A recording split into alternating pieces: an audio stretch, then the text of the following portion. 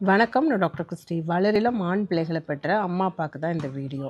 இந்த மாதிரி திருமணத்திற்கு முந்தைய வயதில் உள்ள இளைஞர்கள் ரொம்ப துடிப்போடு இருப்பாங்க. அவங்களுக்கு ரொம்ப எனர்ஜெட்டிக்காக இருப்பாங்க. அப்படி எனர்ஜெட்டிக்காக இருக்கிற பசங்களை எப்போ பார்த்தாலும் மொபைலில் வீடியோ அப்படின்னு சொல்லிட்டு தனிமையை கொடுக்கும் பொழுது அவங்களோட சிந்தனைகள் சிதறி அவங்களோட வாழ்வை வீணடிக்கக்கூடிய சீரழிக்கக்கூடிய விஷயங்களில் கவனங்கள் செலுத்தலாம்.